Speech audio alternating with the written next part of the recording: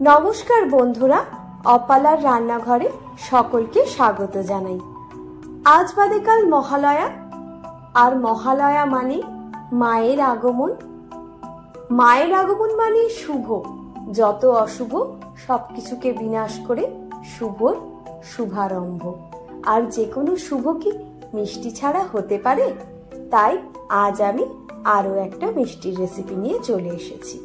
আমার আজকের recipe milk cake. এটা বানানোর জন্য গ্যাসের ফ্লেম অন করে একটা কড়াই বসিয়ে নিয়েছি। তাতে অল্প একটু জল দিয়ে হাফ লিটার দুধ দিয়ে দিয়েছি। নিয়ে নিয়েছি এদিকে একটা লেবু কেটে অর্ধেক লেবুর থেকে রসটা চিপে নিয়ে নিয়েছি। এই রসটাকে সমপরিমাণ জল দিয়ে আমি ডাইলুট করে নিচ্ছি।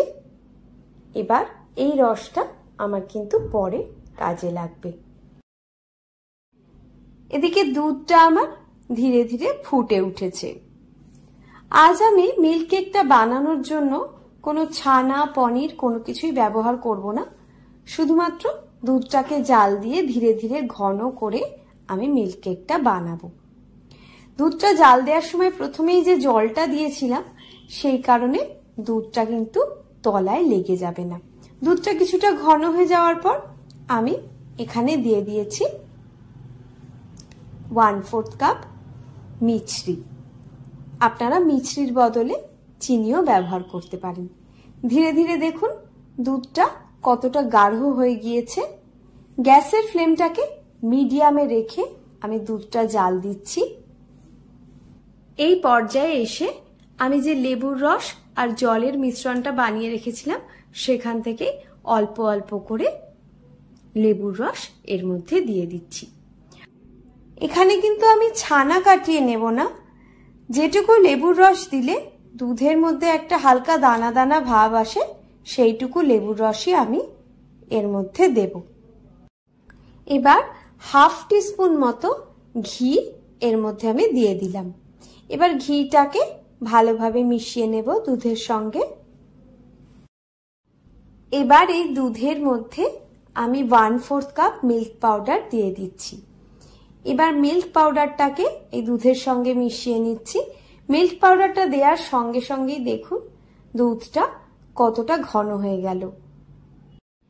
এইভাবে গ্যাসের ফ্লেমকে কমিয়ে রেখে ধীরে ধীরে দুধটাকে ঘন করে নেওয়ার ফলে দেখুন দুধটার রংটা কি সুন্দর হয়ে গিয়েছে। মিল্ক কেক আর কালাকাঁদের মধ্যে কিন্তু এটাই ডিফারেন্স। কালাকাঁদটা সাধারণত সাদা রঙের হয়, আর মিল্ক কেক যেটা আমরা বলে থাকি সেটা একটু লালচে ধরনের হয়। এতক্ষণে আমার হয়ে গিয়েছে মিল্ক কেকের মিক্সচারটা রেডি। আমি একটা টিফিন বক্সের মধ্যে একটু ঘি দিয়ে গ্রিস করে নিয়ে তার মধ্যে মিক্সচারটাকে আমি দিয়ে এইভাবে সমানভাবে মিশিয়ে নিচ্ছি।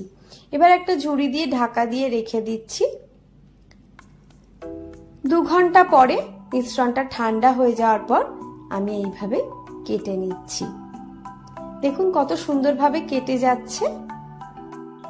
ভিডিওটা সম্পূর্ণ দেখার জন্য অসংখ্য ধন্যবাদ।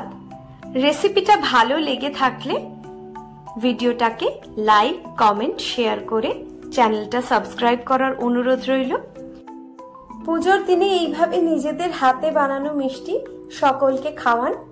সবাই ভালো থাকবেন। আজ এই পর্যন্তই।